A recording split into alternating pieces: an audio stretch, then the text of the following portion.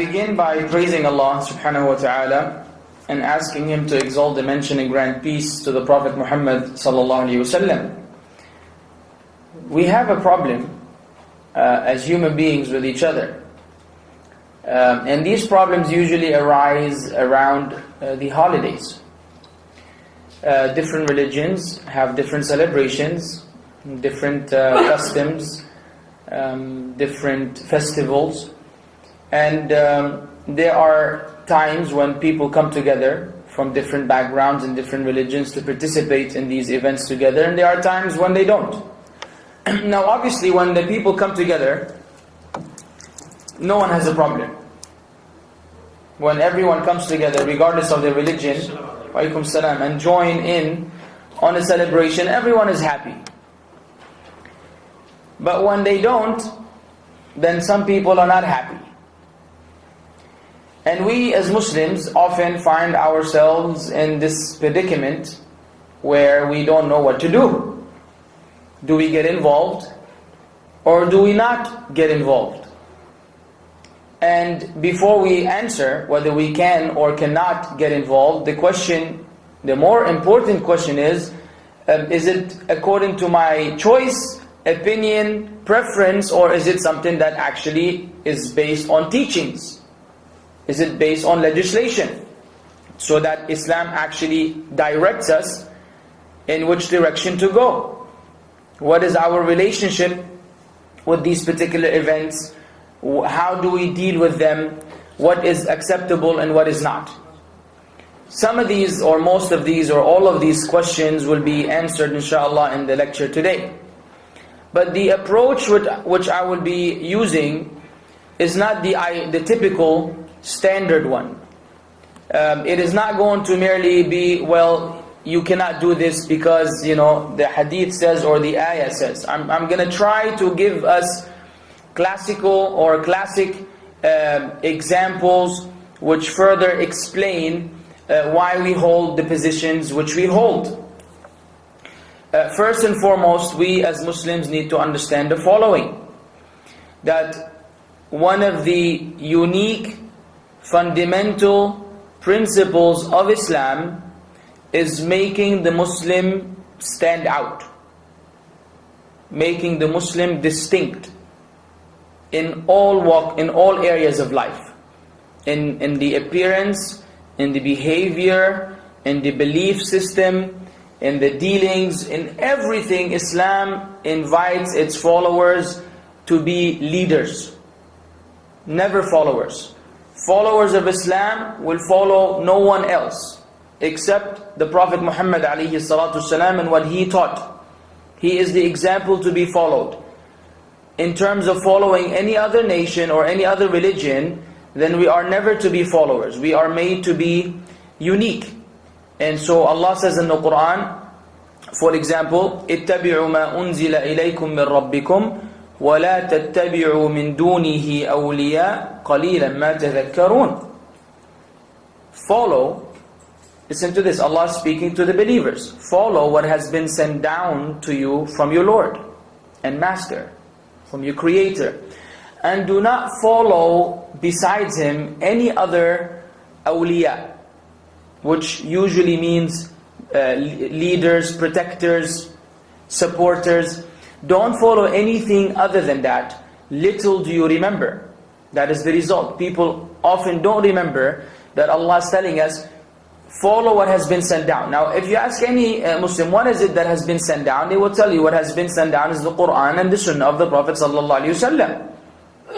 And Allah is instructing us to follow what was sent down in the Quran and the Sunnah, and then He is warning us, don't follow any other ways, any other ideologies, any other philosophies, any other religions, any other, whatever you want to call it. Any other methodology, don't follow anything else. Follow what has been sent down to you from your Lord. Little do you remember. Because it's a minority who think this way. Allah says, وَأَنَّ هَذَا صِرَاطِ مُسْتَقِيمًا فَاتَّبِعُوهُ وَلَا تَتَّبِعُوا السُّبُلَ فَتَفَرَّقَ بِكُمْ عَنْ سَبِيلِهِ ذَلِكُمْ وَصَّاكُمْ بِهِ لَعَلَّكُمْ تَتَّقُونَ. This ayah, before I translate it, has an incident behind it. The Prophet Muhammad ﷺ was sitting with his companions. Okay? And they were obviously in the desert. With his finger, he drew a line. With his right hand, he drew a line, whether it's a finger or the stick. A straight line. And he said to the companions, هَذَا صِرَاطُ اللَّهِ مُسْتَقِيمًا. This is the path of Allah straight. Meaning this is the path which leads to salvation. It is straight. Then, ثُمَّ خَطَّ خُطُوطًا عَنْ يَمِينِهِ وَشِمَالِهِ. After he drew a straight line, and I want you to visualize that. He drew lines, there's a straight line. Then he drew lines on the right and on the left of that straight line. And he said, these are other paths. Alternative paths. But on the head of each one is the devil calling you to himself. Meaning these other paths, other than the one path, is the devil trying to, is trying to trick you into being led astray. Then he recited the ayah that Allah said, وَأَنَّ هَذَا صِرَاطِ مُسْتَقِيمًا, and that verily this is my straight path. فَاتَّبِعُوا, then follow it. وَلَا تَتَّبِعُوا السُّبُلَ, and do not follow other paths, otherwise it will mislead you from the path. This Allah reminded you of so that you may be among the people of consciousness and piety. Allah said to the Prophet ﷺ, ثُمَّ جَعَلْنَاكَ عَلَى شَرِيعَةٍ مِّنَ الْأَمْرِ فَاتَّبِعْهَا وَلَا تَتَّبِعْ أَهْوَاءَ الَّذِينَ لَا يَعْلَمُونَ. Then we have made you, meaning O Muhammad ﷺ and his followers, we have made you upon a methodology of commandments, upon a way of commandments, sharia, legislation of commandments. So follow it, and do not follow besides it the desires of those who don't know. And do not follow the desires of those who don't know. This is a command. In another ayah there was a threat. وَلَئِنِ اتَّبَعْتَ أَهْوَاءَكُمْ بَعْدَ الَّذِي جَاءَكَ بَعْدَ مَا جَاءَكَ مِنَ الْعِلْمِ مَا لَكَ مِنَ اللَّهِ مِنْ وَلِيٍّ وَلَا وَاقٍ.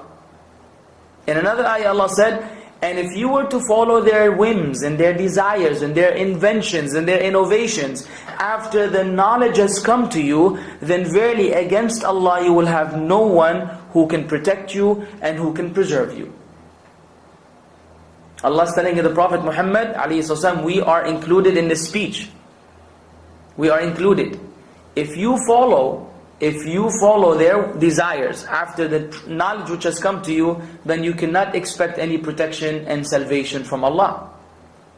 So these narrations and these ayat, are clear in indicating the individuality of the Muslim, the unique characteristic of the Muslim, so that we will understand the boundaries which Allah has laid down. Some may say, but everybody else seems to be doing something else. I mean, people don't mind following other people. Say, yeah, but Allah told us in the Quran, وَأَن تُطِعْ أَكْثَرَ مَنْ فِي الْأَرْضِ يُضِلُّكَ عَنْ سَبِيلِ اللَّهِ. If you follow the majority of people on earth, they will mislead you from the path of Allah. Allah is telling us already, most people on earth are not on the right path. At the time of Jesus, peace be upon him, how many were the believers? A minority. The disciples and the people around were a minority. The majority disbelieved. The Romans disbelieved. The Jews disbelieved. The rabbis disbelieved. Everybody else disbelieved. Those who believed in Jesus were a minority. At the time of Moses, again, in comparison to the masses, those who believed in Moses were a minority. At the time of Abraham, there were only a few people. At the time of Noah, there were even less people. They all fit in one boat. So the idea of numbers doesn't really make a difference, because if you look at the prophets of God, their followers were not the largest in number. They were always a minority. The majority of people will lead you astray, will misguide you from the path of Allah. Now, when it comes to the issue of these celebrations, and we have Christmas around the corner, and New Year's, and before we have Easter, and we will have other things. In February there's Valentine's Day, right, for the lovers. Chocolate and roses. That weird stuff that the people do on that day. And then obviously if you look at the world, calendar, there's almost a festival or holiday every day, depending on the religion or the country. And so the question remains, what are we supposed to do in regards to these holidays? What is the stance of the Muslim? Is this something that you can get involved in or not? People are of two kinds, and this is no mystery. There are people who follow the teachings, and there are people who want the teachings to follow them. There are people who follow the teachings. This mosquito wants to bite me and I got smacked right now. There are people who follow the teachings, and there are people who want the teachings to follow them. Meaning they think their opinion, their idea, their choice is superior to the revelation. And they actually conflict with the revelation. And they contradict the revelation and they complain about the revelation. Say, oh no, why can't I do this and why can't I do that? Say, listen, are you someone submitting to God, or do you want the religion to submit to you? So people are divided into those who will ignore the teachings and those who will go by the teachings. So the question now, the people I'm addressing obviously are those who will go by the teachings, because those who don't like to go by the teachings, nothing can change them. No lecture, no reminder, nothing. They will insist on doing what they like, even if it displeases Allah. That's not important to them. Even if it violates the religious duties and obligations, it doesn't matter for them. They will do it at any cost. These people exist all over the world. We see them, we know them, we mix with them, and we know that they're not some aliens. They're regular people that live and are amongst us. People that only follow of Islam what seems to be practical for them, what already is compatible with their choices. Anything which is not compatible with their choices, they will forget about Islam and they will do what they like. So I hope nobody's like that here. Listen to this hadith now. And before I give you the hadith, there's an ayah in the book of Allah. In Surah Al-Furqan, Allah praised the slaves of the Most Merciful, the servants of Allah, Ibadur Rahman. Maybe you've read the surah. And while Allah spoke about their distinct qualities, at some point in time Allah said, وَالَّذِينَ لَا يَشْهَدُونَ الزُّورِ, and those who do not witness falsehood. The scholars of interpretation of the Quran, the exegesis, they say that the zur here is in reference to un-Islamic festivals and holidays. Un-Islamic festivals and holidays. The Muslim, the true servant of God, does not witness them, does not engage in them, does not attend them, does not help them, nothing, has absolutely no linkage whatsoever, as per the description that Allah gave them in the Quran. The Prophet Muhammad alayhi salatu wasalam is in a hadith in Anas. He said, قَدِمَ رَسُولُ اللَّهِ صَلَّى اللَّهُ عَلَيْهِ وسلم الْمَدِينَةِ وَلَهَا يَوْمَانِ يَلْعَبُونَ فِيهِمَا. The Prophet ﷺ, when he went to Medina from Mecca, migrated from Mecca to Medina, he made it to Medina. He found, it says, the hadith says, and in Medina they had 2 days, which they used to play in. Yani these days were days of festivities. They would have fun and enjoy themselves and have an outing, as they say. فَقَالَ مَا هَذَانِ الْيَوْمَانِ. He said, alayhi sallam, what are these 2 days that you guys are celebrating? قَالُوا كُنَّا نَلْعَبُ فِيهِمَا فِي الْجَاهِلِيَّةِ. They said, these are days during which we used to play in our pre-Islamic days, in the days of ignorance. Meaning before Islam came, these were days of fun for us. Now listen here. The Prophet ﷺ would sometimes approve something that existed before Islam. Like before Islam, it was the custom of the Arabs to give each other nicknames. Okay, so if your name is Ahmed, I can call you Abu Mustafa. Okay, this was common among the Arabs. Islam did not negate that trait or that cultural phenomena. It approved it, it acknowledged it, it continued to use it. In fact, it took an Islamic cloak. Alaykum salam. And there are things which Islam did not approve. Now when the Prophet Muhammad ﷺ was presented with something, and he didn't say anything in regards to it, that means he approved it, which means that we can act upon it. So let us see what happened here. When they told him there are these 2 days which the people celebrate in, he could have said, okay, fine, and then that would become lawful for us to continue to celebrate it until now, actually until the end of time. Or he could have said something else, which means that you can no longer do that. So here's what he said. He said, إِنَّ اللَّهَ قَدْ أَبْدَلَكُمْ بِهِمَا خَيْرًا مِنْهُمَا يَوْمَ الْأَضْحَى وَيَوْمَ الْفِطْرِ. He said, verily Allah has replaced these 2 days for you with another 2 days that are better than them. The day of Adha, Eid al-Adha, and Eid al-Fitr. These are the 2 holidays we have in Islam. Now here, with the Prophet ﷺ not only did not approve of that, rather he told us that what we have are only 2 days. And the interesting part that the ulama, scholars point out is the choice of words. He used the word abdal. Have you heard the word baddal, tabdil? You go to the shopping center, to the mall, and they have a sign that says la tabdil, meaning you cannot exchange it, you cannot replace it. What does replacement mean? If the battery on your phone went bad, not that it needs to be charged, even if you charge it, khalas, it's dead. When you replace the battery, do you put a new one on top of the old one, or do you have to take the old one to put the new one? To put the new one. Take the old one. So we use the word what? Replace. Yes. Replace means something must be removed and something else must be put in its place to be replaced. Otherwise it's been added. So he said to the Sahaba, Allah replaced for you, meaning these 2 days have been thrown out and you have been given another 2 days. You cannot keep all 4. What is the reason behind that? These were celebrations that they got from the days of ignorance, non-Islamic or un-Islamic, and so the Prophet ﷺ didn't approve them. In the hadith of Abu Bakr, he said, إِنَّ لِكُلِّ قَوْمٍ عِيدًا وَهَذَا عِيدُنَا.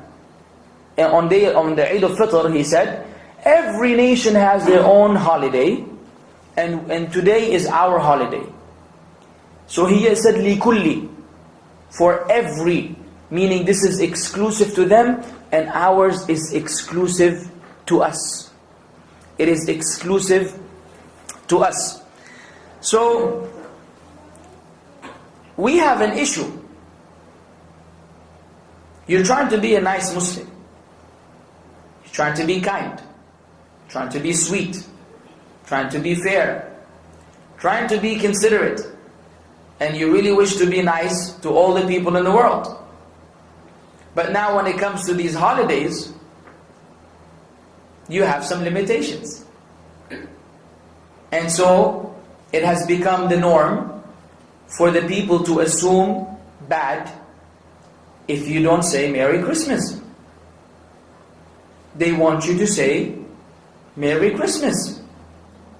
Because usually on Eid they tell you Happy Eid. And so now it's their turn and they want you to say, give me what I want. And you are in a very tough situation. On the one hand, you want to be nice. On the other hand, you can't. So you can't? I say, yes, you can't. But brother, why? Or sister. The sister will say, brother, why can't I? Say, well, you tell me. Do you believe in Christmas? Do you believe Jesus, the son of Mary, who's claimed to be the son of God, was born on the 25th of December, and so that his birth should be celebrated? We say, is this something that Islam endorses? Now we believe in Jesus for sure, but we don't know when he was born. And if we go back to history, let me tell you something. If we go back historically, in the northern hemisphere, in ancient pagan times, the last day of winter in the northern hemisphere was celebrated as the night that the great mother goddess gives birth to the baby son God. Sun, the S-U-N, not the sun. It is called Yule.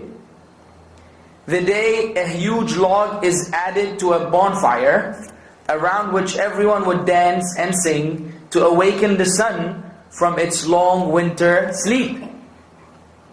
In Roman times, it became the celebrations honoring Saturnus, the harvest god, and Mithras, the ancient god of light, a form of sun worship that had come to Rome from Syria a century before the cult of Sol Invictus.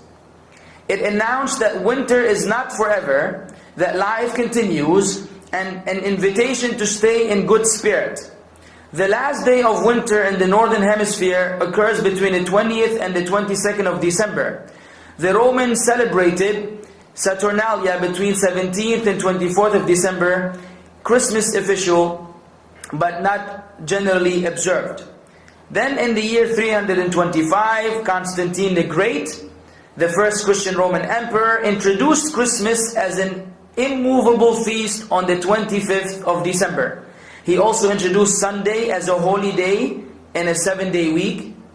Sunday, even though the Jews used to Sabbath, the day which they would magnify and not work during was Sabbath, Saturday.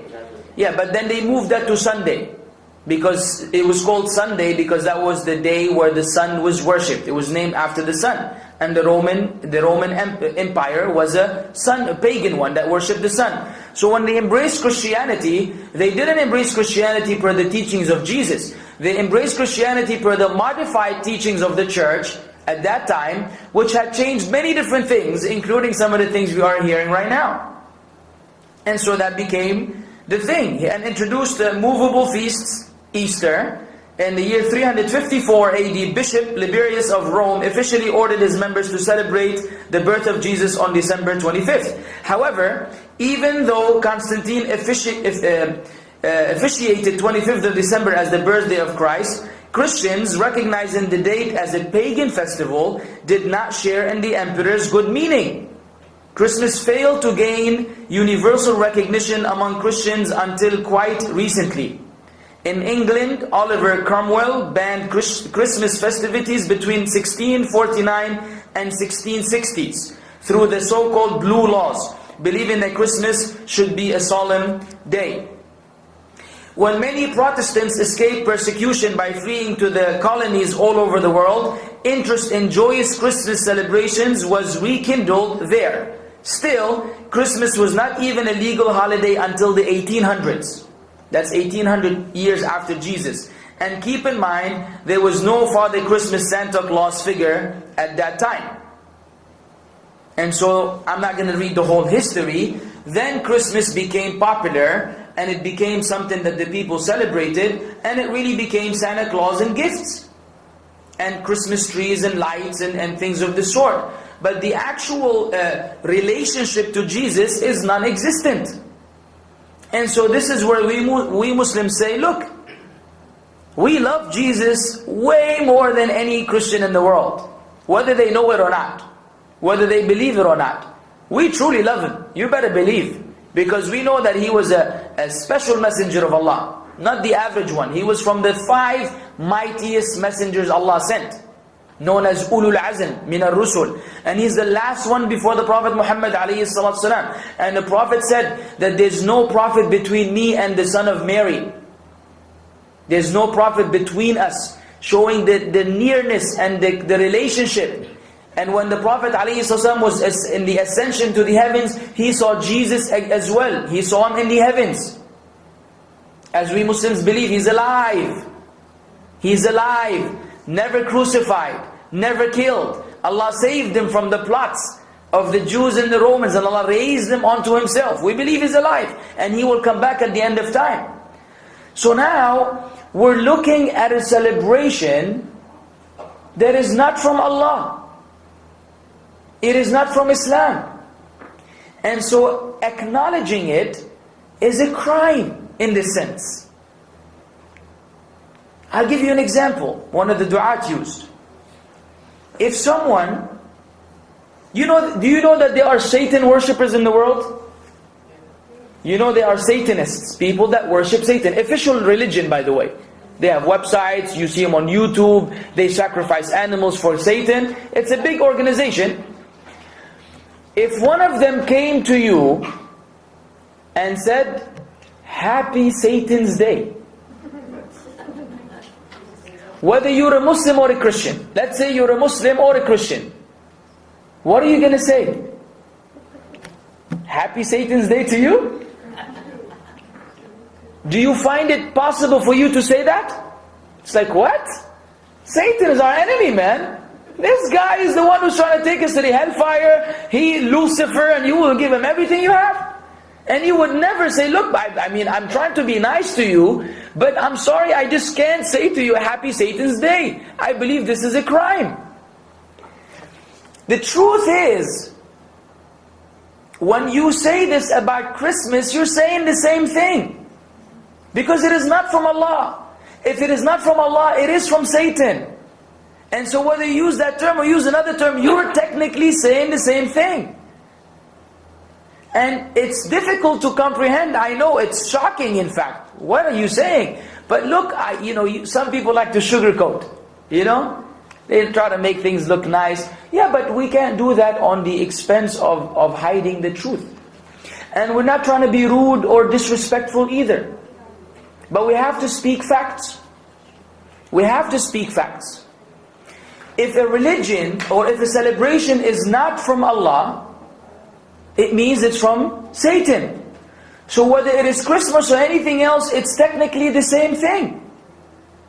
Now when a Christian expects you to say that, and they say you're rude, all I'm asking you is just to say Merry Christmas.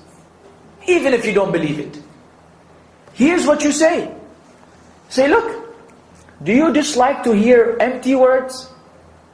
Or do you like sincerity? I don't know about you, but my religion teaches me to be sincere. I will not say something that I don't mean.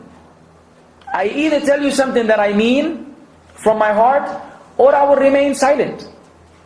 You understand what I'm saying? Either I will tell you something that I mean, that is from my heart, or I don't say something that is a fake. I'm not a liar. For me to say Merry Christmas, I must believe in it. And if I believe in it, that means I'm believing in things which contradict what Islam teaches me about Jesus. So if I say something which contradicts that, I'm being double-faced. I'm not being genuine. And my religion does not allow me to do that. I don't want to make you happy by saying something that is not from my heart. And you can end it like that. Then tell them, do your investigation. When you celebrate this Christmas, did you actually verify that Jesus did celebrate it? Did you verify when Jesus was born? This information which I read to you is not from Abu Mus'ab. This is from Wikipedia. Anyone here, anyone can go to Google and just put the history of Christmas, origin of Christmas, and this information is all over. And it's not written by Muslims. But the people don't want to hear that. Because they want the gift. They want the present. And so if you tell them there's no more, say, what? But every year I got all these, gifts. Say, look, I'm sorry, but if people really love Jesus, they would at least verify that Jesus did this. And if they find that He did, then okay, you have something. But even in Christianity, this is an innovated celebration. In Christianity itself, this is an innovated celebration. Let alone in Islam. So I know this is very difficult to swallow. And it conflicts with what you may have been doing all your life. But at the end of the day, you have to make the choice between Allah and the people. You can please the people, but if you displease Allah, you will not succeed. But if you please Allah, even the people are displeased, you will succeed.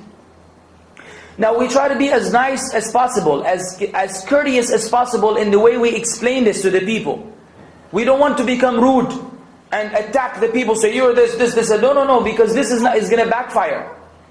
This is going to backfire. But we also cannot compromise what the religion teaches. Now, after Salah, I will quote to you some of the statements that our scholars, from the time of the companions until today, have said in regards to how to deal with these things, and the gravity of getting involved in any form of celebration which is Islamically not endorsed. But that we will have to do after prayer, inshallah. So to be continued after Salah. In the meantime, don't panic, okay? And don't go running out in the street say, oh my God, this is the biggest shock of my life. Take it easy. I will explain more of why I'm saying what I'm saying after prayer, inshallah. Jazakumullah khair. Alhamdulillah, wa salatu salamu ala rasulillah wa ala alihi wa sahbihi wa man walah.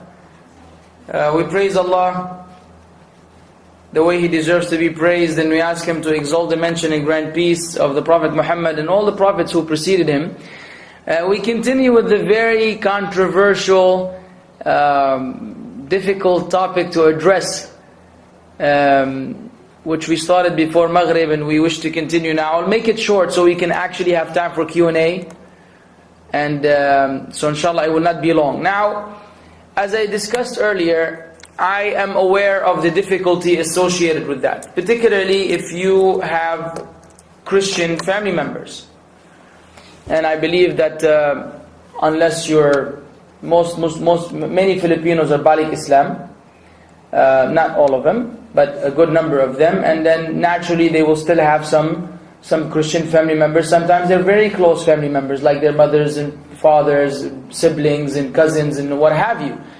And it becomes very difficult to deal with all of that, while knowing that not only you cannot say if you cannot say Merry Christmas, let alone attending an actual Christmas event, or giving a gift or a card, or anything of the sort. It's very difficult. And I feel for you. And I feel for anyone who is in this predicament. I know how difficult it would be, but still, we must understand the commitment we have with Allah. This is a commitment with the Lord of everything. And the strength of the commitment has to do with the one whom you're committing with. Because that commitment is not with another human being, it is with Allah Himself. That makes it more obligatory on us to fulfill the requirements of this commitment, on the expense of people not being satisfied. It's a tough choice, but it has to be made. The scholars of old, beginning with Umar radiyallahu anhu, said, do not, or he said, avoid the non-Muslims during their celebrations and festivals. Do not go there. Do not participate. Do not join. Others said, if you were to give a non-Muslim an egg on Easter, it constitutes a major crime that affects your very belief system. Why? Because of what is known as acknowledgement. Acknowledgement.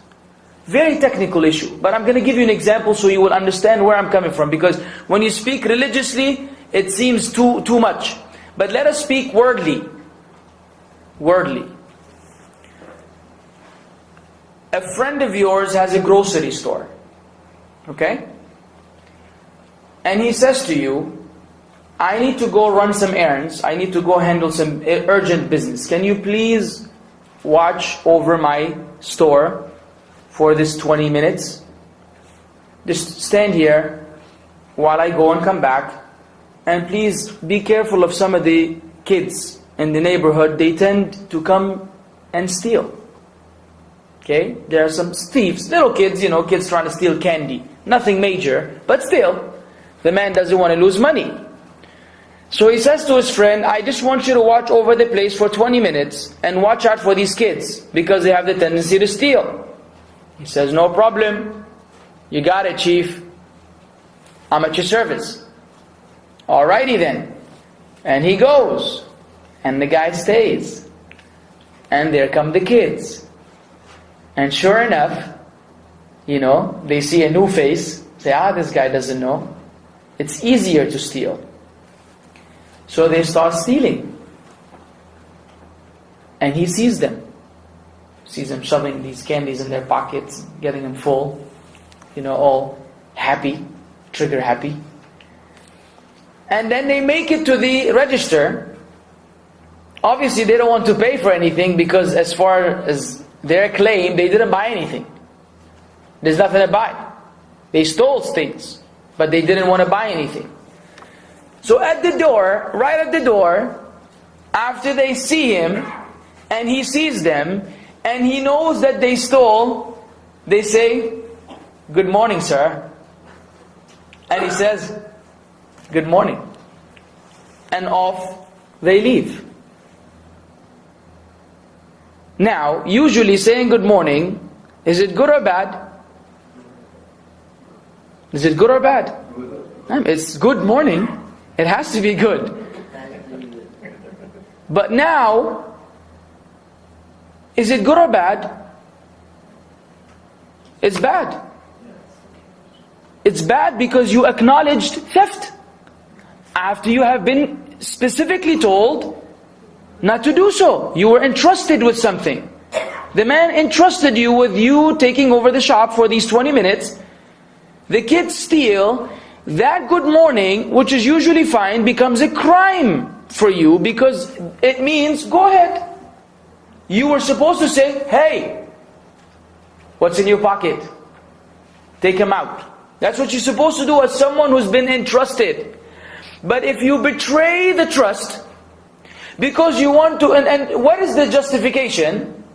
When the man comes back and says, look man, I had 15 Snickers here, or Twix, and now I have 12. Where are the 3? You say, yeah, the kids stole them. But I told you not to let them steal. Yeah, I know, but I wanted them to like me. I wanted them to like me. I'm usually, the people, the kids in the neighborhood don't like me. So if I let them steal, they will say, oh wow, Mia. Huh? Nice guy. Does that justify him letting them steal? No. The same thing we're having now with these celebrations and these greetings and everything.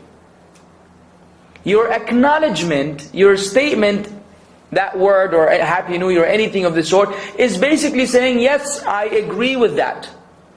Because if you don't agree with something, you can't say it. If in court, the judge make you raise your hand and swear something, you can't say the opposite of what you know is true.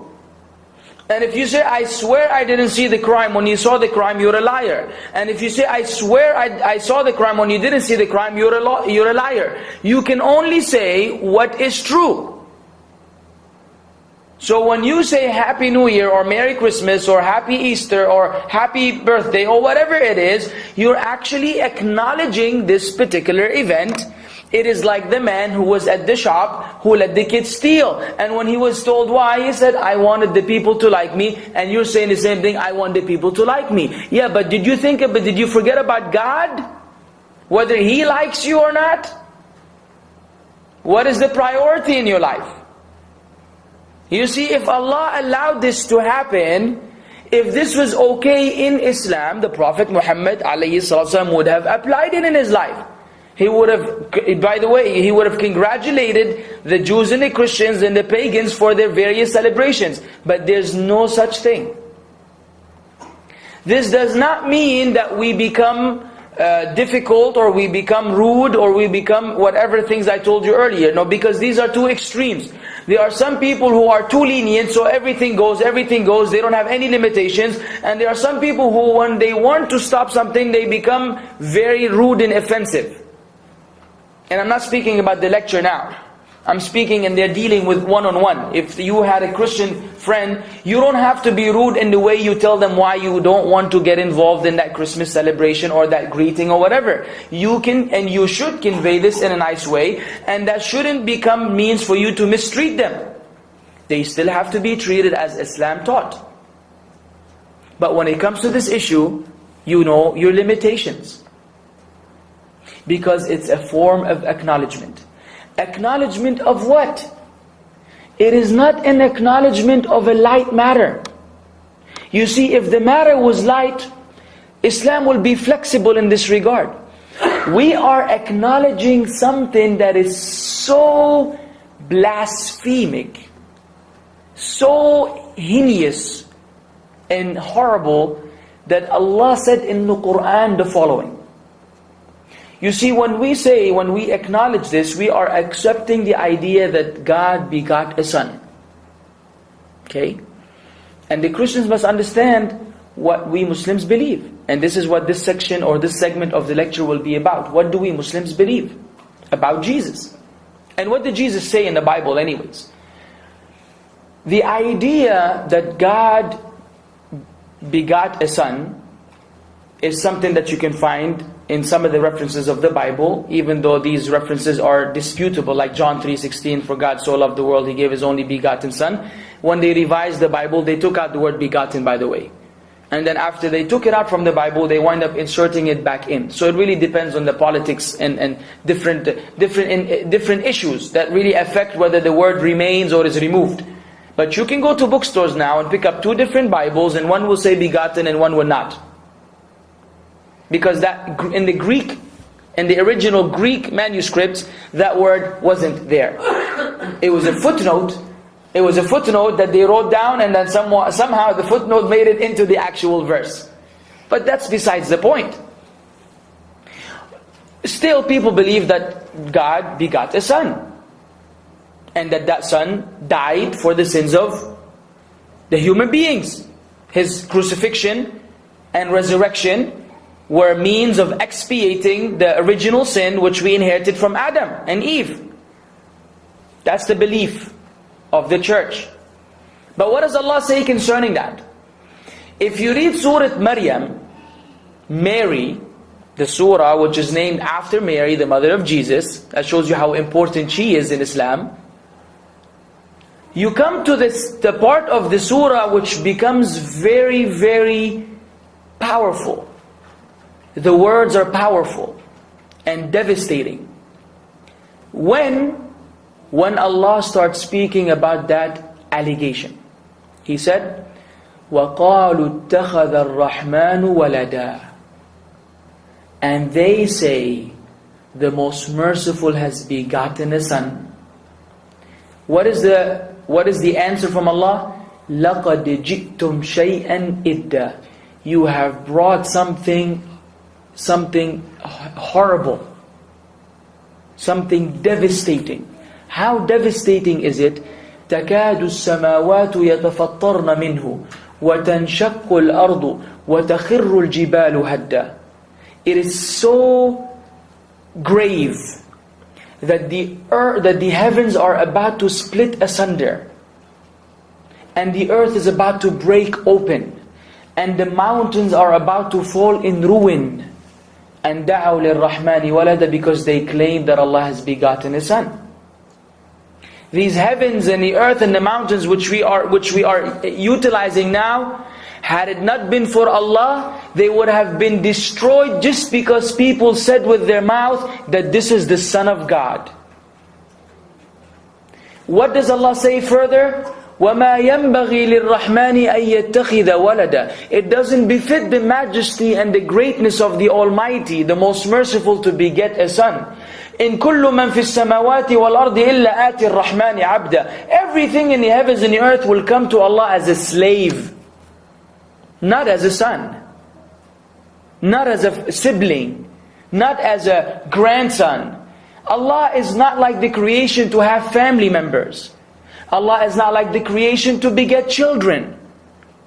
Because when a cow delivers a small cow, a baby cow, we call it a calf. And when a dog produces a small dog, we call it a puppy. And when human beings have children, we call them infants. So you have small baby, small human being. So when God begets a son, what do we have? A small God? Do we have a big God and a small God? Do you understand what we're saying? Do people actually realize what they're saying? Did Jesus actually teach that ever? No. In Matthew chapter 12 verses 29 and 30, in the Bible, Jesus was asked, "Teacher, what is the greatest commandment of all?" He said, "Hear, O Israel, the Lord our God, the Lord is one. You shall love the Lord your God with all your heart, with all your soul, with all your mind, with all your strength." This is the first commandment. That's what He said. Some people say that when Jesus came, the law changed. In Matthew chapter 5 verses 17 and 18, Jesus said, "Do not think that I came to destroy the law or the prophets." Just in case you thought that I'm going to come with something that Noah and Abraham and Moses didn't bring, do not think that I came to destroy the law or the prophets. I did not come to destroy, but to fulfill. Until heavens and earth pass away, not even a tittle, not even the jot of a pen, not even a line, not even a dot shall be changed from the law. You can't change the law, not even a bit. What is the first commandment in the law? There's only one God. That's what we Muslims believe, because that's what Jesus taught. Now what the people invented about Him later on, that's a whole nother discussion. You can trace that historically and realize where the idea of the Son of God came from. But it is not endorsed unless what is meant by the Son of God, meaning someone who is righteous. In which case, Ephraim was the son of God, David was the son of God, Israel was the son of God, and everyone was the son of God. In the Bible it says everybody was the son of God. What does it mean they're son of God? Meaning they're people that are godly, people that believe in God, they're not atheists. It doesn't mean a biological son. And when you say begotten, it means biological. Because if an elder person said to me, "Son, can you hand me this water?" you will all think, especially if we have different features, that he means by that in a metaphorical way. Meaning I'm so young in comparison to him, he's calling me like I'm his son. But if he was standing in front of people and said, "This is my begotten son," what does that mean now? He's my father, biologically. Because the word begotten has that meaning. Begetting is to bring something out of sexual relationship. And we don't believe that this ever happened to the Creator of the heavens and the earth. And so because of the gravity of that statement, then we understand why just saying Merry Christmas becomes such a problem. Because you're acknowledging what Allah told you many times in the Quran is one of the biggest crimes that human beings have ever committed. This is why we say to the Christians, reason, read, investigate, verify, study. Don't believe everything people say.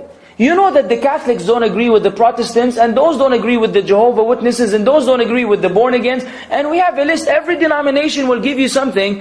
Don't think you were suddenly born in the right denomination.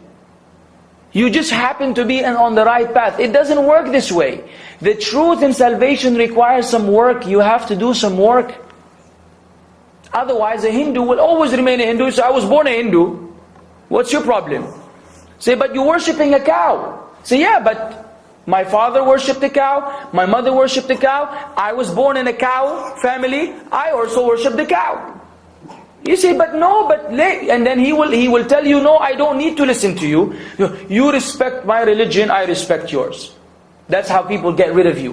When they can't deal with the truth you give them, how do they escape? Look, you respect my religion, I respect yours. Say, really? Is this the solution? Do you respect my religion? My religion says that you're going to hell. Do you respect me? Do you respect my religion? Saying if you claim that Jesus is Son of God and you don't believe in the Quran and Muhammad ﷺ, you're going to hell. Do you respect me and my religion when it's telling you you're going to hell? What kind of respect? What does respect mean to you? On the other hand, the Christians believe we're going to hell. because we haven't accepted Jesus as Lord and Savior. So how do you respect a religion? And it's just a statement that people say to get rid of you. The truth is, there's no respect. If you don't believe me, I'll show you. I have a Facebook page, not for me, not with my picture, not for my fans, for the da'wah which I give, for the lectures. And I wrote a poem, wherein I'm telling the Muslims about the same lecture I'm giving you now, but I wrote it in poetry. Okay? Next thing you know, and you can see this with your own eyes, go to my page now, there are over 100 comments from hundreds of Christians. 95% of them is the most disrespectful language you will ever hear and read in your life. Words that I can't even repeat. Even when I'm reading them, I'm disgusted. And I just said, we don't want to. I didn't go to their page. I didn't go to their Christian page and try to attack them. I'm in my own page. I'm minding my own business, talking to my Muslim brothers and sisters. They come and they want to rub it in my face. Merry Christmas, you losing, low-life bastard. Like that. And the one I quoted now is the nicest one which I can repeat. Don't ask about the language which you only know in pornography. Language which you only know of from porn movies. Sex movies. This kind of language they use in. Why? Why? What is the respect? What happened to turning the other cheek? What happened to loving your enemy? Where's the love of the enemy and turning the other cheek? It's all talk. We would never act this way. Then they cursed the Prophet Muhammad. And they said he's a pedophile. And he's this and he's that. Everything, wallah, you will be shocked. And I can't believe it. Then you click on their page and they're 40, 50-year-old people that you think they wouldn't behave in this fashion. There's no way people will use these words. This is not even street language. So this claim of you respect my religion, I respect, it's a lie. Don't believe it. I'll tell it to you straight in your face. Islam does not respect any other religion which says that God is not what He is. We will treat you fairly. We will treat you with respect because you're a human being, because Islam told us. But to respect the belief, la wallah. And we will not lie and try to make you happy. No. But don't claim that you respect our faith either. Let's be frank and upfront and blunt. What we all need to do, however, is look for the truth. Search for the truth. What is the truth? The truth is that the Creator of the heavens and the earth never begot a son. And He never got anyone to die for our sins. Because if we go on to say that Jesus died for the sins of all those who accept Him as Lord and Savior, then we understand that Jesus came 2011 years ago, and we believe that human beings existed for hundreds and thousands and millions of years before Jesus. So if anyone from the time of Jesus until the end of time is given salvation when they accept Him, we have a problem. What is the situation with all those who came before Jesus? Those who were sinful, born in sin, who died for their sins? You have two answers. Either you say Jesus died for the sins of the all, say, but that's not fair. Because some of them would have rejected Him. Some of them would have rejected Him. So how are they getting the privilege of getting their sins forgiven, even though they were never given the choice of accepting or rejecting? Or you say they're all going to go to hell? Well, that's a problem. Where is their salvation? So this idea is not really from God. Salvation is believe in whatever God sent down and be a good person. Being a good person doesn't only mean that you say good things, it means that you also worship your Lord. And you pray and you fast. And you do pilgrimage and you be kind to your parents and you respect them and you love them and you kiss their hands. And all the things which Islam teaches. All of that will make you a good Muslim doing good deeds. Not only some and leaving some. But ultimately, that's what we need to understand. So when it comes to this issue of Merry Christmas and Happy New Year's and all these things, we say, look, as much as we would love to make you happy, but to us making Allah happy is more important. And in our religion, this is not allowed. Why? Because we are people who strictly follow the messengers. We really love to follow the messengers. And I don't have any evidence that Jesus did that, or Moses did that. And most importantly, the last one, the Prophet Muhammad ﷺ did that. When none of them did something, I don't want to do something that they left alone. I don't want to fall into something which they deliberately left alone, rather they warned us against. So, in summary, this is the situation. Be tough, be strong, and be wise. When you have to deal with your family, don't make this a reason for your separation and a reason for greater problems. Be as diplomatic as you can be as kind and courteous as you can be, but don't compromise your religion to please anyone, because heaven and hell is in the hands of Allah, not anyone else. Meaning, if you make them happy by making Allah unhappy, they will not be able to admit you to paradise if Allah doesn't want to admit you to paradise. But if you make Allah happy, even if they're unhappy, Allah is the one who decides where you go. So we always have to choose Allah. And what Allah made halal is clear, and what Allah made haram is clear. And this is something which Allah has made haram. So it is our obligation to share this with the Christians in a nice way. Give them some material they can read, and let them investigate who Jesus really is. If they were to look at Jesus from an Islamic lens, they will understand why we are the way we are. Let them see Jesus from an Islamic lens. That Islamic lens is biblically supported, but not supported by the church. So the way I see it is, we have Jesus on the side of the Quran and the Bible versus the church. If you really want to know who Jesus was, you can find in the Bible, like what I quoted to you earlier, where Jesus, like in John 5:30, Jesus said, I of myself can do nothing. I judge as I hear, but my judgment is righteous. And other ideas. It's clear what Jesus was. He's a messenger of God. So the Quran and the Bible agree about who Jesus was, but the church does not agree. So you have to choose whether you want to follow Jesus or you want to follow the church. And who did God send for you to follow, Jesus or the church? And where do you find the reliable information? You will find it in the religion of Islam. So this is an invitation to the Christians. As for the Muslims, you already know the ruling. So be good and be patient, and remember that eventually things will become easy.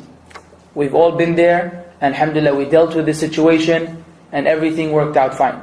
You're able to maintain your relationships while maintaining your religion. So now we'll give you some chance to ask questions. I think they have another microphone. They had another microphone here, in case you want to use it. Sisters, if you wish to use the mic, you can. If you want to send the paper, you can. Whatever makes you happy.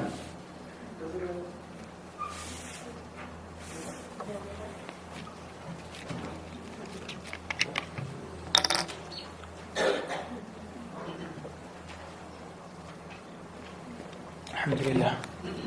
Jazakallah khair. Looks like you wrote some essays. I know I'm an English language instructor, but I'm not here to correct any exams. Jazakallah khair. Whoa! What happened to the small papers? Huh? You want money now?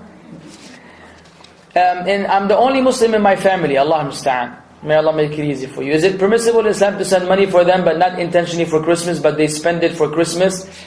Well, if your family needs your financial support as a daughter, you're supposed to support them. Okay? It's an obligation on the Muslim children to support their parents in all ways, in all means, whether they're Muslims or non-Muslims. That doesn't change anything. If you send them the money for their well-being, and they wind up using it in different ways, including Christmas, that's none of your business. It doesn't affect you. You can send money. But if they tell you, if like, for example, you usually send them 2,000 riyals, and they say, because it's Christmas, we want you to send 22,500, because we need the 500 for a tree and different toys, then in this case, you can send the 2,000 for the average amount you send, but you cannot send that extra 500 riyals, because now you know it will be used for Christmas. If you don't know how they will use it, it doesn't concern you. If they're used to an allowance, you give them their allowance. If they want additional money for some sort of celebration, you apologize with all the respect. Say, I'm willing to carry you on my back and kiss your head and do whatever you want. But when it comes to Allah's religion and limitations, hey, I have a Lord and Master whom I worship and obey. And this is something which I cannot get involved in, because you're actually participating in a celebration which is not pleasing to Allah. And if Jesus was around, He wouldn't be taking part of Christmas either, because it's something that He didn't do at His time.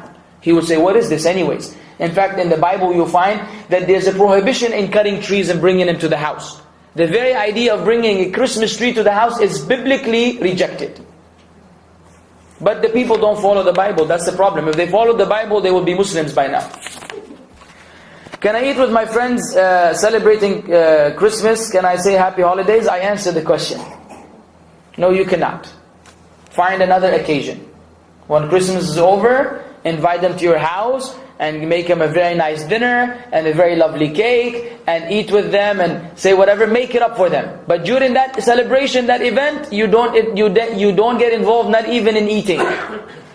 Not even in eating, because this is something that we just don't participate in. Allah says, وَلَا يَشْهَدُونَ الزُّورِ. They do not witness falsehood. And this is a form of falsehood. My friend is a candidate for Mrs. Something International, and they are soliciting money to something, wine. The 80% will go to charity and 20% will go back to the candidate. The question is, 1 and 2, to donate money for the... I don't understand what is being... Is she allowed? Yeah, I understand the question, but I don't understand what the situation is about. She's a candidate for something international. A beauty pageant. Beauty pageant? Yes. Oh no. Oh no. Yeah, you're going to tell me she's going to wear that, bikini and walk on stage? No. She will wear Hijab? Come on, man. What kind of a beauty pageant with hijab? The nicest niqab. Excellent, sister. We can't see anything. No, if it's a beauty... Go ahead. Okay. Because as an OFW, some of my friends are working in Switzerland, United States of America, Saudi Arabia. They are all Christians. They are my friends. And one of the candidates is really my best friend, who is a nurse in Switzerland. And our place is really a poor village. And they're soliciting money to be, like for example, they said that they will make a pageant. They will not wear the swimsuit actually. The ordinary dress, a gown. And so I cannot donate. Well, the idea is we Muslims only participate in a charitable way in good causes. Good cause. Poor people dying from hunger, infants that need some vaccinations, something that is of good welfare. A beauty pageant is we cannot imagine Mary, the mother of Jesus, and the women around Jesus getting involved in such an event. So Muslim women follow the footsteps of other righteous women that preceded them, which is the idea that the beauty of a woman is appreciated, but not by everyone. Some women are beautiful and that is appreciated, but she shouldn't make it a point to display herself before men. So even if they're not wearing a bikini, when they wear this kind of dress, which still is sexy and attractive, we still have a problem. And you're helping in the spread of vice and corruption in the land. Teenage kids are fascinated with these women. And some of them, do crazy things because of that. And I'm not going to go on, the list goes on, you know what I'm saying? This is something you just have to reject for the sake of Allah. Allah understand. You're welcome, sister. Speaking of not following other ideology, methodology, etc., etc., I have a very hard, tough decision to make that needs advice. Khair. I have a Shia friend, guy, and he's interested to me, or in me, I guess. I'm getting to know him at the moment and finally found that he is Shia. He said that he is not much religious, but he never misses prayers. This is where I get the idea to introduce him more about sunnah. My question actually is, what will I do? Shall I allow him to propose of ignore everything as if I didn't know him from the start? Thanks, Jazakallah khair. Well, the first thing you need to know is that the nature of this relationship at the moment is unhealthy. Okay, before we go into the technicalities of this question, the idea that a man and a woman are getting to know each other by communicating in this fashion is something which Islam does not allow. Because Islam wants to protect the woman from crazy men. And it wants to protect the man from his sexual desires. Because we were created in this fashion. Men were created loving women, women were created loving men, except for the gay people. And they have a problem. They're abnormal. The normal situation is there's that attraction. So the very idea of all this kind of conversation is a problem. Because people very often fall in love. And when they fall in love, it's too late. It's too late to make decisions, it's too late to fix anything. Even if you know everything is against you, love will tell you to do it. And of course, after a few weeks of marriage, the love will disappear. In some cases, that is. And then you have to deal with the problems. How many times have you heard this? The girl, her parents told her, don't do it. No! I love him. He's my Romeo. Ya Shaykha, take it easy. Abadan. Wallah, me against the world. And 3 weeks later, she's knocking on the door. Mama, he beat me up. Yeah, we told you. Hello? So, yeah, but yeah. We know you were in love. And when you're in love, you're blind. So this kind of correspondence will bring this kind of disaster. And you'll become blinded that he's a Shia, blinded that he's this, blinded that he's that, and end of story. So my advice to you is you need to stop now, whether it is this person or any other person. If someone is interested in marrying you, excelente. You have family members whom they can contact. Your father, your uncle, whoever is responsible, sir, I'm interested in marrying your daughter, whatever. And so how do we go about that? You follow the guidelines which are stipulated in Islam, which protect the honor of the girl and the honor of the man. Otherwise, if everybody went out with each other, then who knows what happens? Who knows what happens between people? It's one mistake and it's over. It's not... You know, Allah created women with this issue of virginity for a reason. Don't think it happened by chance. This is from Allah's wisdom in creation. This is something that cannot be fixed. Now they try to fix it medically and put some fake, whatever. But still, this is something that, once you ruin, it's ruined. And it's not supposed to be this way. This is meant to be for hubby pie. For your hubby. Not for the dude you met down the street, who looked nice. So this idea, we need to just get rid of it. Now, in regards to this question in particular, I have a lecture which I delivered recently about the Shia, called Wolves in Sheep's Clothing. And you have to understand that unfortunately these people are liars. Their religion is based on lies. He will tell you he prayed 5 times a day, and Allah knows he probably never did sujood once. Yes, I'm not playing. You cannot trust. You cannot trust them. They're known, and if you're a Sunni, it may be part of his plan to marry you in order to destroy you, because they find it as means of getting closer to Allah to cause harm to the Sunnis. And he will come with this fake love. So be very careful. This guy dropped like a bad habit, as they say. Wait for a good Sunni guy who comes around, who fears Allah, and he deals with your parents, and you get married in a way which is pleasing to Allah. All this is unallowed. Whether it is the general idea of mixing between hanging out with the guy and getting to know each other, or particularly because he's from the Shia. Because you have to understand, many of the Shia are not Muslims, even if they claim so. It's the same thing like in Christianity. Right now the Pope came on and said, the only church is the Catholic Church. Okay? According to the Pope, a Protestant Christian is not really a Christian. Unless he becomes a Catholic, he's not a Christian.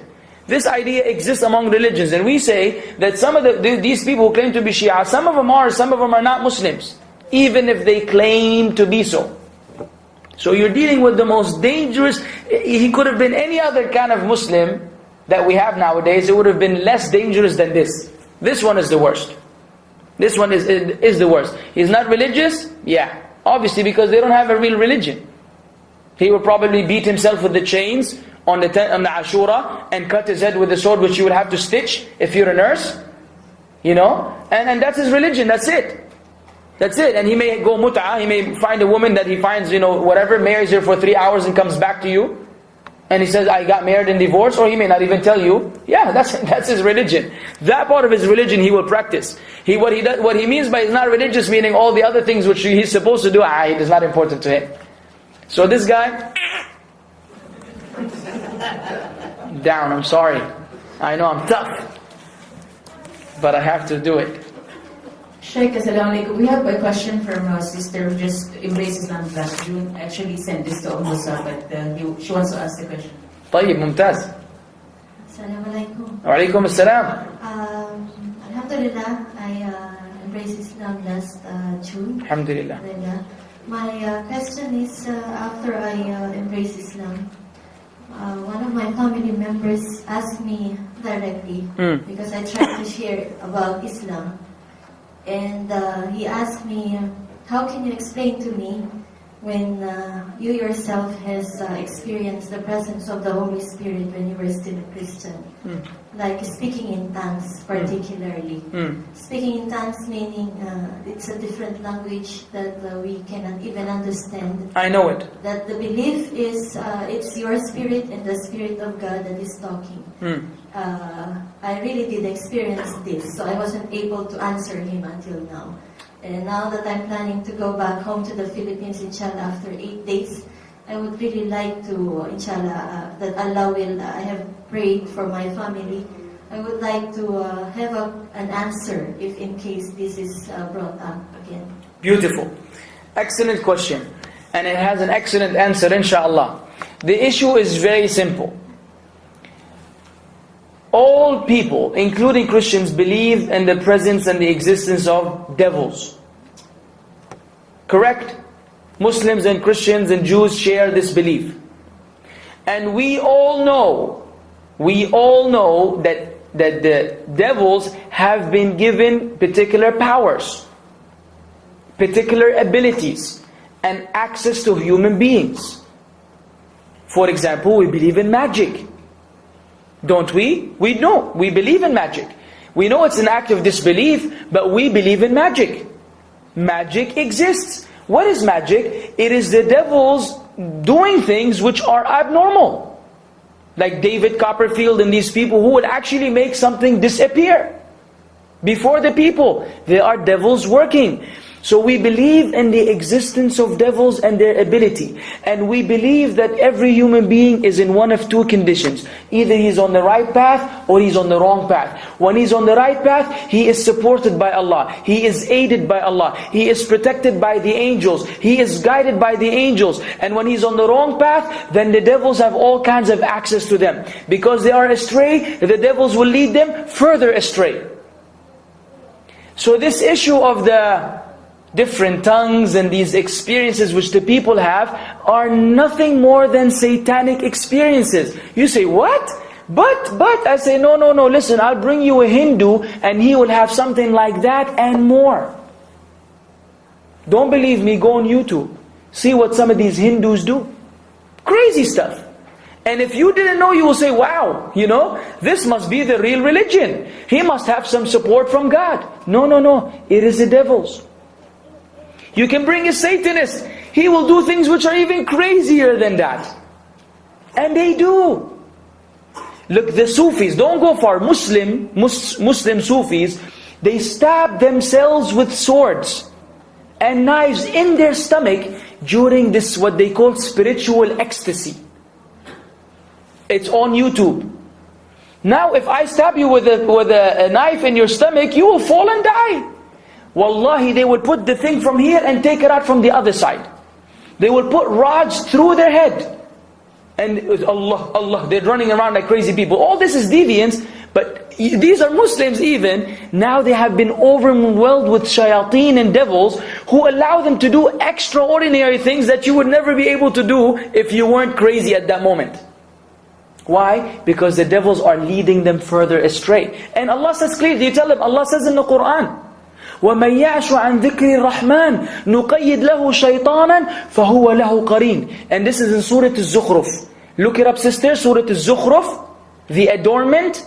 It's after Surah Al-Dukhan. Read it in the second or third page.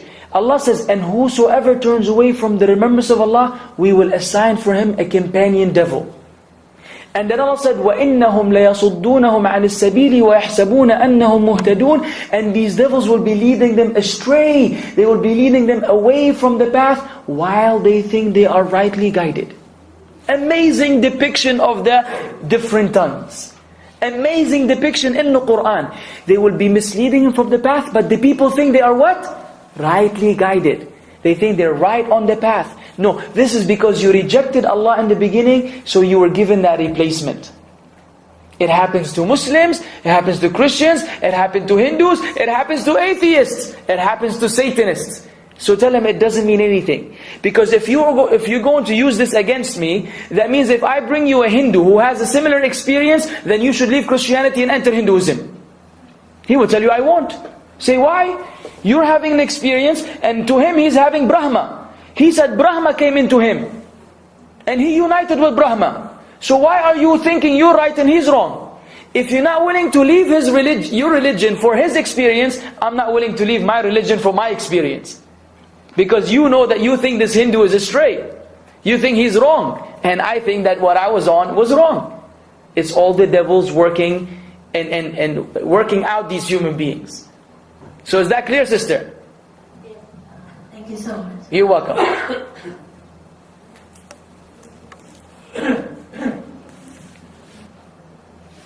If we're done, we're done.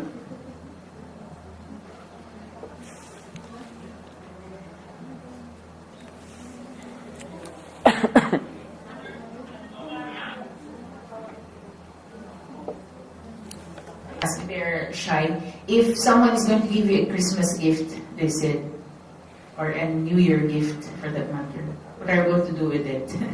You are not going to take it. Just thank you so much. That's so sweet. I really appreciate it, but I'm sorry I can't. See you later. Bye-bye. Don't stand there and have a discussion. Okay? I gotta go. Ciao. Out. And the next day just talk like nothing happened. So anyways, how was the coffee? Yeah, it was good. Every time they try to bring up the discussion, talk about something else. That's the nicest way. Because you don't want to offend them. It's offensive. I'll tell you. Because we're not used to this. We're not supposed to be actually getting any gifts. But if people will be offended. If they're trying to give you something, they say, no, they're not going to like it. I know that much. So that's why you want to avoid it as much as possible. But you can't accept it either. Because we fell back into the same issue of endorsement, of acknowledgement. So it depends on your personality. I personally may act a particular way. I'm blunt. And I will open a discussion and tell them why and apologize sincerely for coming off as being rude. And I will tell them that I don't mean to be rude. This is me.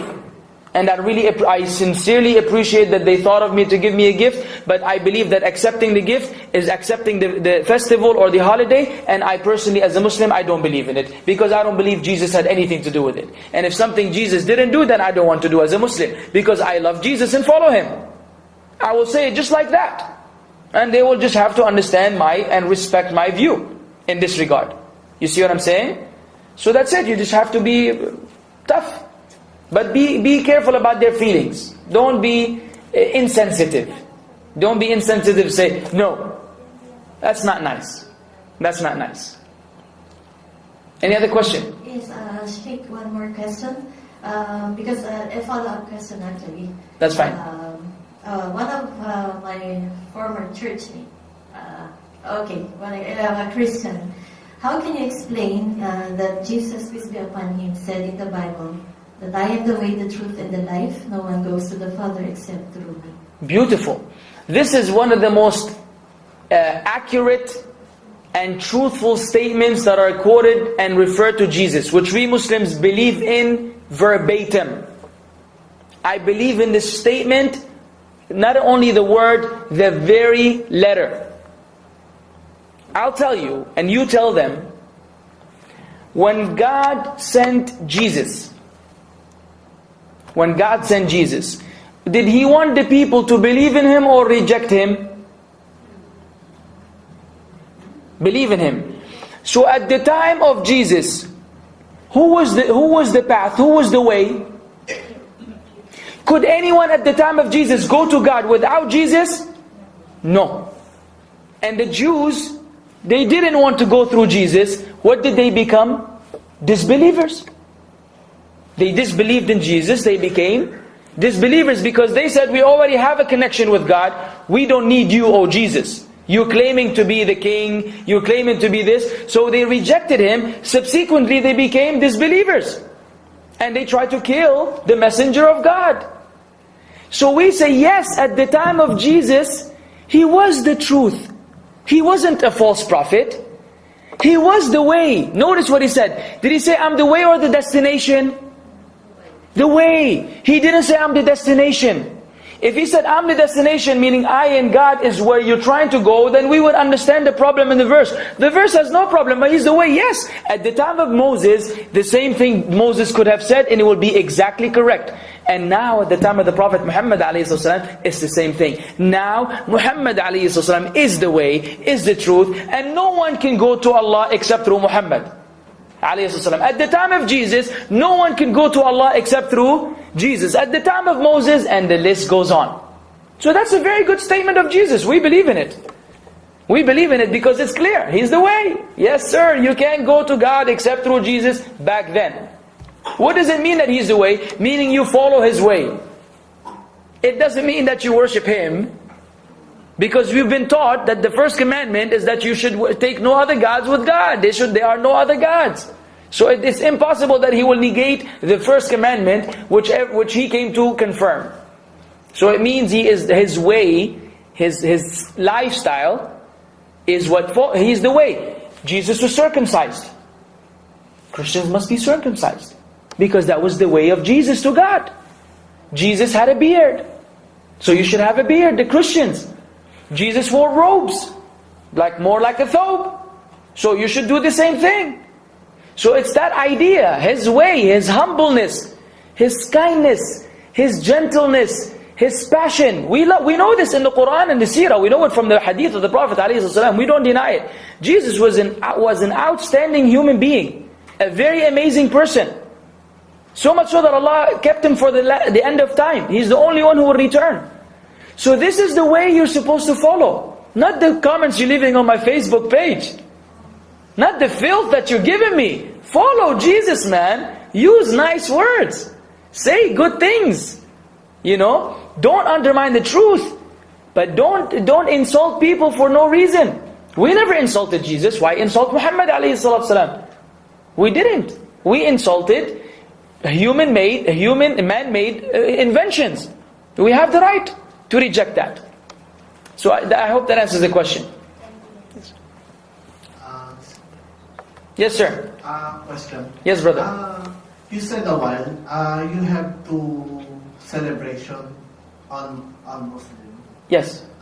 Everybody, regardless of Muslim or Christian, everybody's been born, right? Do you celebrate your birthday? No. The day of your birth? No. Some do, but Islam doesn't allow it. Some do. You will find many Muslims doing that. And they bring their birthday cake, and the candles, and blow them out. Then one doesn't go out, so they light the candles again, and they blow them out. By the way, this practice has to do with pagan belief and the effect of the stars in your life. That's why they will light the candles, because the candles symbolize the stars. And so they had to blow it out and make a wish. It's all based on belief in idols, by the way. And then it was adopted from paganism to Christianity. Then from Christianity, some Muslims do it. But Islam doesn't allow us to celebrate the birthday for the same reason. In fact, we Muslims, every year we grow older, we should worry more about meeting God. We're getting 1 year closer to death. What are you celebrating about? Do people celebrate that they're going to die soon? No, they don't. So, okay, yeah, I'm 55. 1 more year probably and I'm out. Come on, man, you should be crying right about now. Make sure you got a slot in paradise.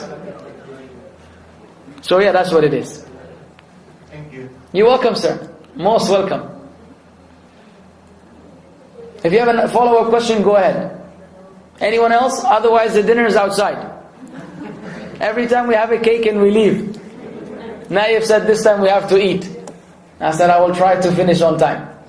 But questions are more important. Go ahead. Naif, just fast, Habibi. Assalamualaikum. Walaikum salam. I am Paddy Islam. Now I am also suffering, not suffering, but experiencing now because my wife is a Christian and Okay. then the relatives are belongs to Jehovah's Witness. And actually I am now facing in my Facebook three pastors. One in US, he is a Jehovah's Witnesses, and pastor of Jehovah, a Christian, and one in the Philippines, one woman, and here in Damam.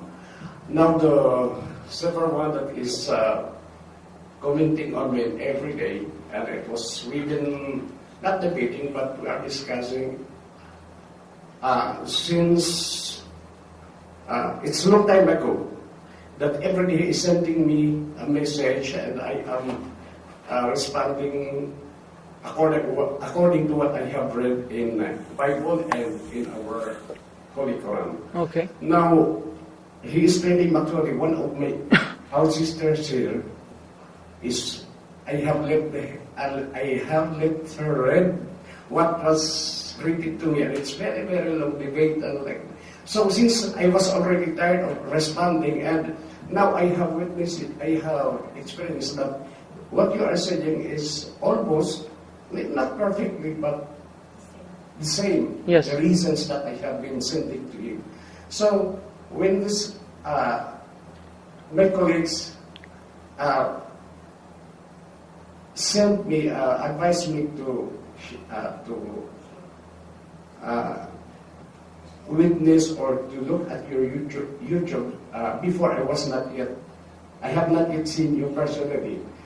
Then I get an idea because what you are saying in that lecture was those words that I have sent to him long time ago also until the present. And then actually the last term that I have accepted from him is that he told me that you are your Prophet Muhammad, that you are not educated like that one. So I have accepted him. Now there is one of his family, of his the relative of my wife, is requesting me to send her a Holy Quran. Now, do I have to send her, even though she is another? Yes. Family? Yeah. Well, Family, I mean? it depends. It depends. If she is one who is seeking knowledge, she's trying to genuinely learn, then when you send her a Quran, you're not going to send it in Arabic, it will be in Tagalog. Correct? Yeah. Or English. That doesn't take the same ruling as the regular Quran you see in the masjid. The Quran which contains translation is not equal to the Quran which is pure Arabic. That one cannot be touched except by Muslims, because it contains the words of Allah alone. But the translated version, the one that has some other language, foreign language with it, is fine. It is fine to send it to her if she's really trying to learn. But truthfully speaking, it's accessible online. Quran is all over the internet. But if she feels that it's important to have a physical copy for good purposes, you go ahead and do so. I don't know what to actually. Well, I mean, there are some, by the way, it's unfortunate, some they want you to spend money, and when they get it, they throw it in the trash. And they may disrespect it as means of being revengeful. Not all, this is a small minority who do this. The majority are nice enough and respectful enough not to do this. But there are some who do that. But we know you have to evaluate her as a person. You know her better than we do. Why is she asking? What is her objective? But it doesn't seem to be a problem. I think if you're able to send a copy in English or Tagalog, that's fine. Or to make it easy, send her the money and she can buy it from the Philippines. It's available there as well, instead of having to pay for the shipment. Because these people is telling me that I am telling a lie. Because when I answer them, I have no support. I mean, it's not like them that they are saying that, according to this verse, like this and like that, taken from the verse from the Bible, and everything that they are saying is supported by a verse from Bible. And while me is I have just explained to them what I have understand, or I have heard, learned, no support that, because since I have no knowledge about the total knowledge I mean about Okay. the Quran. So I cannot say that this is according to verse like this or... The first thing you need to know, sorry for interrupting, brother, but because I know where you're going. If you don't know, then you're not expected to do anything. Okay? Allah does not put you and burden you beyond your ability. You invite according to what you know. Okay? What you can share with them, you share. You don't enter into debates and dialogues, because they will produce different evidences which you may not be able to address, and it makes it seem that they're right and you're wrong. And it's not something you have to do. At this point, you grow, you learn, you educate yourself, and you get more knowledgeable in Islam. There are websites that already have done the job for you. There's a website called Answering Christianity. And any issue that the Christians raise that they misunderstand about Islam, this website gives them an answer for their misconception. So there are websites that already do the job for you. You can just give them the website and back off. Give them the website and withdraw. Say, I wish you good and you're right. I'm not ready to be entering into these debates. This is the website. Any problems, any questions you have, you will find the answers in this website, answeringchristianity.org, I believe. And khalas. Leave. Once you learn and you are able to support your statements with textual evidence, whether it is from the Quran or the Bible, then you can go ahead and go into this field. At this point, don't do it. It will create more problems than solutions. Yeah, that's why when I sent your YouTube on the following day, I was deleted from it. Alhamdulillah. Because I told him, okay, I'm already tired of typing, of making this messages. No, just give him one link and then khalas. Just watch and listen this YouTube, this video, and then I think this is the total reason. You quoting Jesus, you'll be speaking about the lecture quoting Jesus? Yeah, give him that lecture. Send them the link. Yeah, that is right. That I said it. I Alhamdulillah. followed your lecture. Jazakallah khair. And the following days, I was telling it from that. Until alhamdulillah, it didn't bother me anymore. Jazakallah khair. Okay, brothers, it's actually Isha time. Adhan is right now. Any urgent question or khalas? To be continued inshallah in the future. Jazakumullah khair for your patience and understanding. Assalamu alaikum wa rahmatullahi wa barakatuh. I guess there's no dinner. Hmm.